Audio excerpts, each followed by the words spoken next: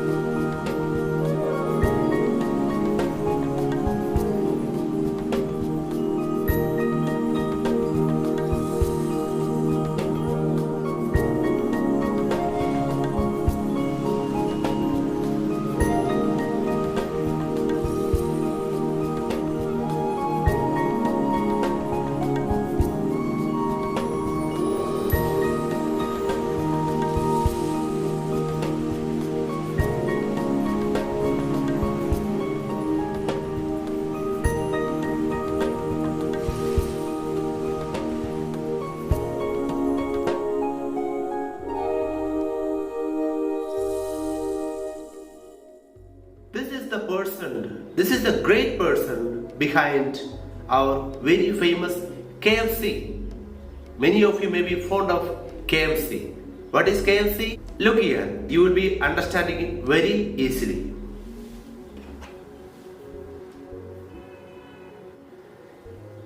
KFC is an American fast food restaurant chain headquarters in Louisville, Kentucky that specializes in fried chicken. The full form of KFC is Kentucky Fried Chicken.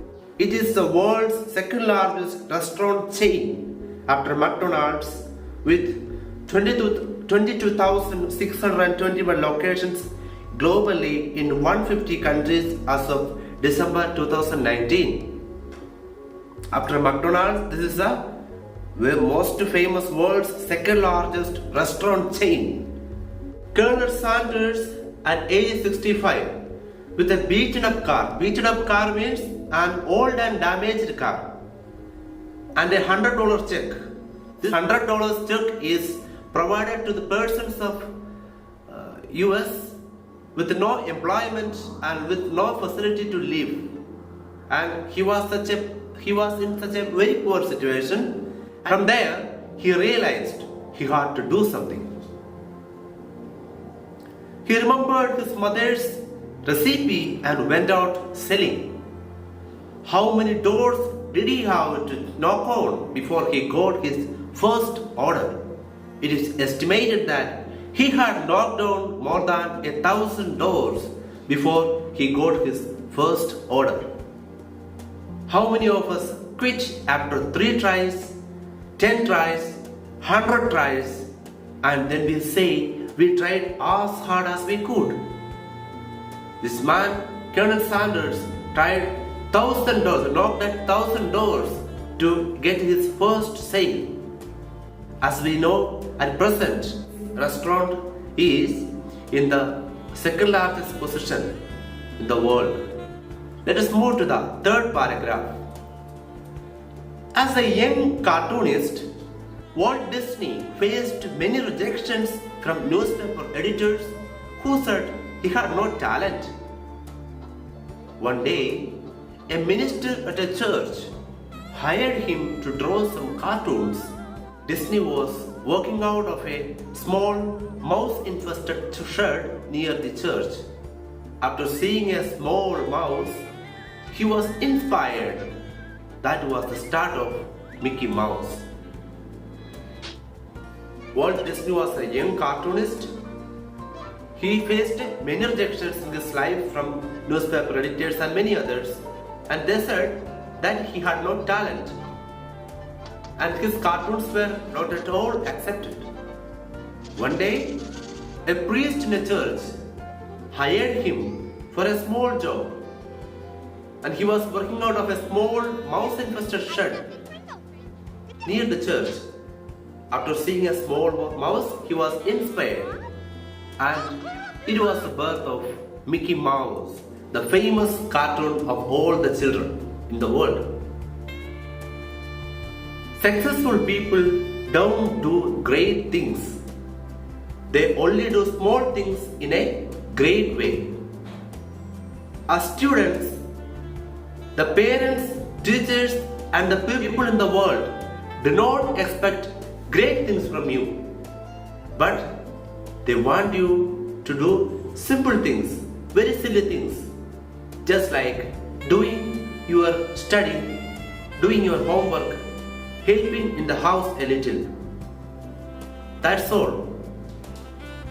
And when you do these things in perfection, with your maximum effort, the world will be happy about you. Your parents and teachers will be happy about you. And if you are not able to do silly things, small things in the best way you can, you will not be able to do great things.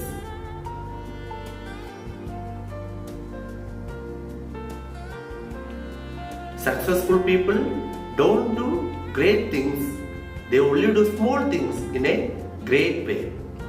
So, now onwards, try doing small things in a great way by giving maximum heart and will to it, and by doing a lot of hard work.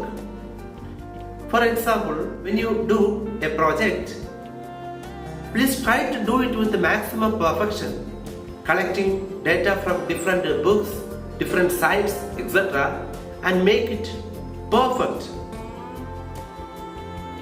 with regard to appearance, with regard to context, with regard to background, and with regard to the content. One day, a partially deaf 4-year-old kid came home with a note in his pocket from his teacher. "Your Tommy is too stupid to learn. Get him out of the school." His mother read the note and answered, "My Tommy is not stupid to learn. I will teach him myself." And that Tommy grew up to be the great Thomas Alva Edison. Thomas Edison had only 3 months of formal schooling and he was partially deaf. Partially deaf means not fully deaf, but half. He was not able to hear properly. He was sent out from the school just after 3 months of formal schooling, and with his own effort he has become a very famous person, a very famous scientist in the world. Thomas Alva Edison's mother took care of him and taught him the lessons, and he also tried his level best to develop his skills and qualities. And there we got the famous scientist Thomas Alva Edison, who is the founder of electric bulb. Henry Ford forgot to put the reverse gear in the first car he made. You know, the car company Ford, which is a very famous car company in the world. Henry Ford is the founder of that company. And the first car he made, there was no reverse gear. What will happen if reverse gear is not there? If you go to a place, you will not be able to turn your car. So he made such a big mistake. Later, he learned from his mistakes and became very successful in his career. Let's move to the next page. Do you consider these people failures? They succeeded in spite of problems, not in the absence of them. But to the outside world, it appears as though they just got lucky. All these persons about whom we were dealing with, they are not failures. They have failed 10 times, 100 times and 1,000 times, but they did not lose heart. They tried again and again and became successful and contributed to the world. All success stories are stories of great failures. The only difference is that every time they failed, they bounced back. This is called failing forward rather than backward. You learn and move forward. Learn from your failure and keep moving. Failure is the key to success. We should not fail backward and leave all our attempts and be unsuccessful in our lives. But we have to fail and learn lessons from our failure and become successful by moving forward. You have to try again. Again you may fail, but again you try and you will be successful at the end. In 1914, Thomas Edison at age 67 lost his factory, which was worth a few $1 million on fire. It had very little insurance. Very little means there was no insurance at all. No longer a young man, Edison watched his lifetime effort go up in smoke and said, "There is great value in disaster. All our mistakes are burnt up. Thank God. We can start anew." What a sarcastic way of replying. What a positive approach to his failure. He knew that there was a lot of failures, a lot of things in his lab, and he took it positively and thought we can start anew. He forgot about his past, started again. In spite of the disaster, 3 weeks later, he invented the phonograph. What an attitude!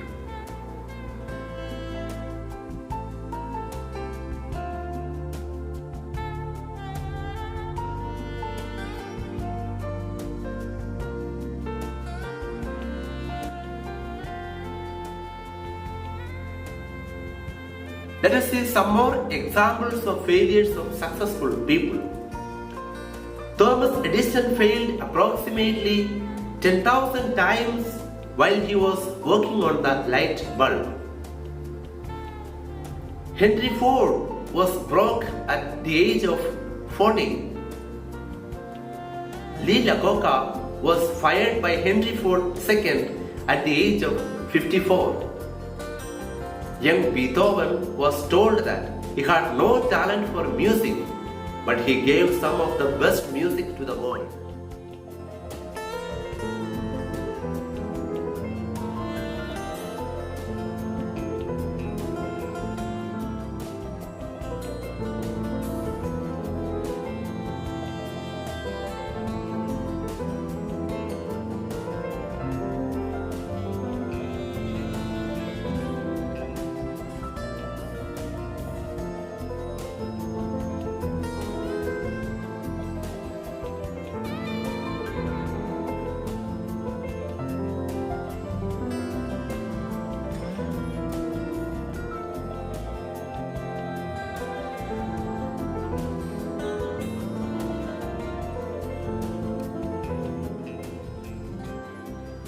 Setbacks are inevitable in life. Inevitable means unavoidable. Setbacks will happen in all our lives. Setback can be said in other words as failures. Failures can happen in all our lives.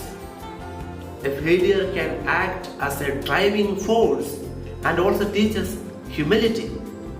When we fail, we become simple and humble.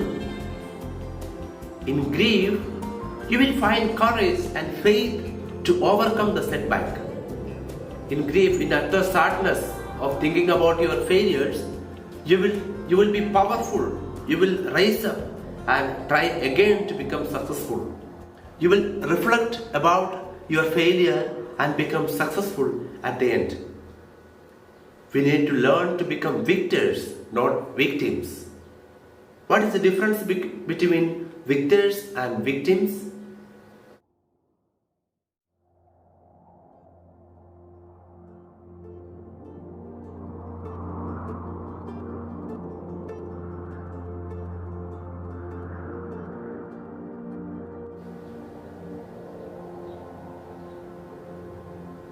Fear and doubt short circuit the mind. When we have fear inside our mind and when we have doubt about whether it will be right, whether we will be successful, then it will short circuit our mind. We will be in total confusion. So what we have to do is to throw away our fear and doubts and use our mental capacity to think and try again and again until you gain success. Ask yourself after every failure, after every setback, what did I learn from this experience? Only then you will be able to turn a stumbling block into a stepping stone. What has become a block to us should be turned into a stepping stone.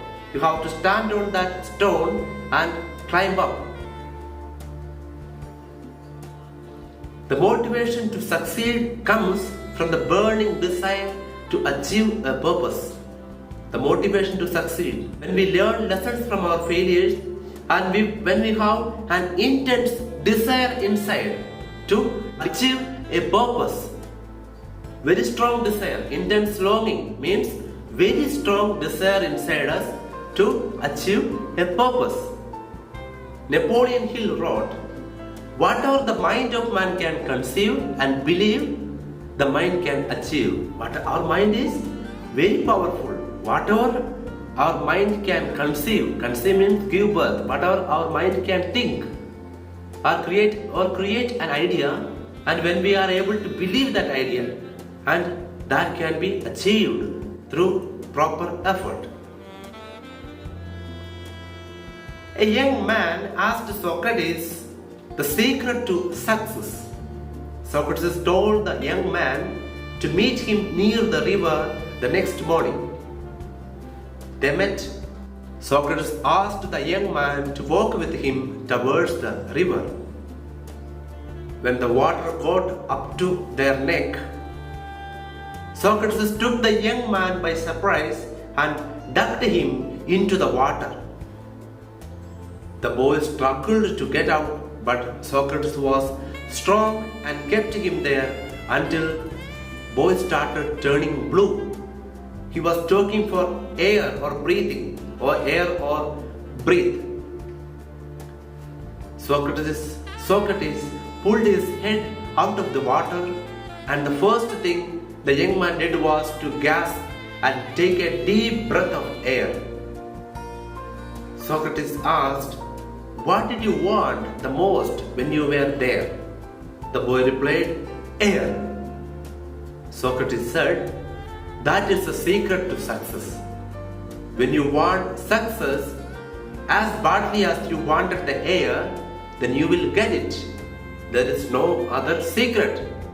Young man who, he wanted to make a lot of money, and so he went to this guru, right? He told the guru, I want to be on the same level you are. And so the guru said, if you want to be on the same level I'm on, I'll meet you tomorrow at the beach at 4 a.m. He liked the beach. I said, I want to make money. I don't want to swim. Guru said, if you want to make money, I'll meet you tomorrow, 4 a.m.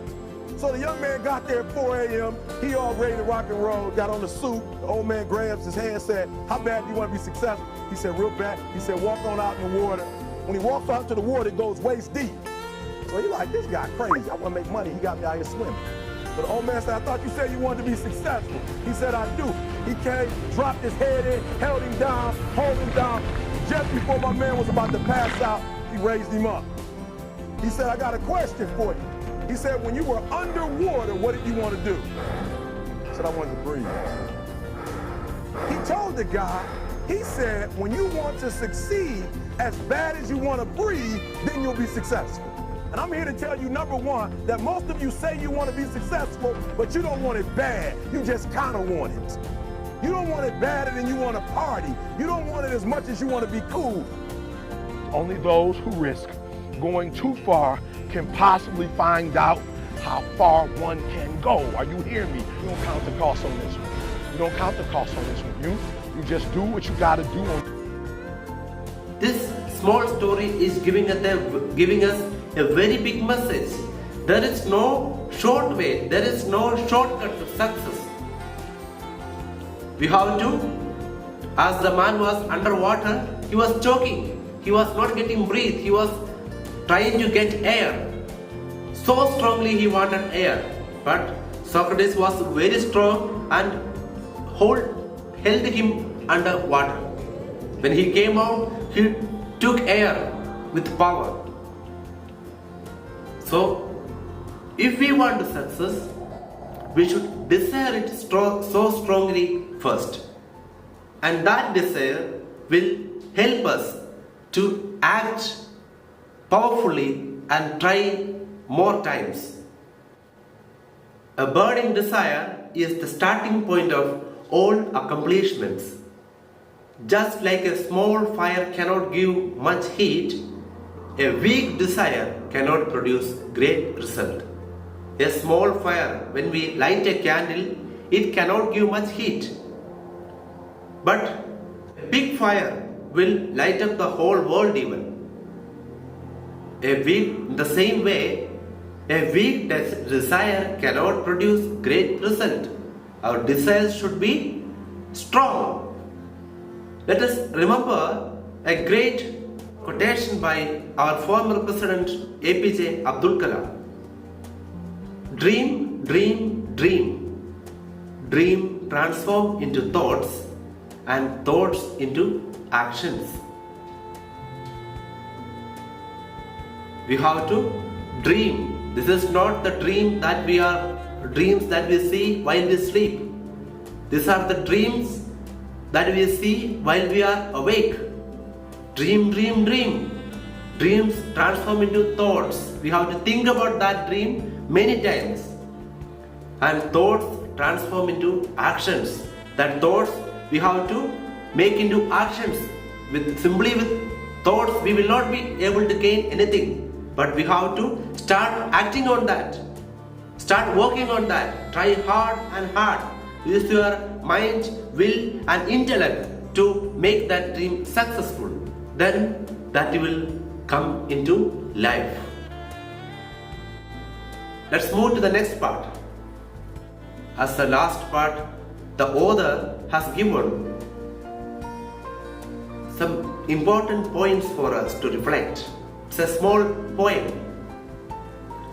If you think you are beaten, you are. Beaten in the sense if you are defeated, if you are failed. If you think that I am totally beaten up, I am failed, then you are. If you think you dare not, you don't. If you think that I cannot do it, then I will not be able to do it. If you like to win but think you can't, it's almost a cinch you won't. If you like to win but think you can't, if you like to win but you think that you can't win, then it's almost a cinch. Means it is almost sure that you will not win it. If you think you will lose, you are lost. If you think that you will lose, then you are lost. For out in the world we find success begins with a fellow's will. It's all in the state of mind. It is all in the state of mind. If you think you are outclassed, you are outclassed. Your class is not high. You have got to think high to rise. You have got to be sure of yourself before you can ever win a prize. You have to be sure of your capacity. You should be able to reflect on your capacity and skill before you win a prize. If you think in the beginning itself that I cannot gain it, you will never gain it. Life's battles don't always go to the stronger and faster man. Life's battles, only the stronger and faster men are not successful. But sooner or later, the man who wins is the man who thinks he can. Now, sooner or later, the man who wins is the man who thinks he can. Who thinks that he can win, will win in future. It is not always the stronger or the faster men win always. There are people who has the mental capacity and who thinks that he can be successful and they will be successful in life also. It is all a state of mind. In the mind, we have to decide what we are and what we can. Then we will be able to gain it. Thank you.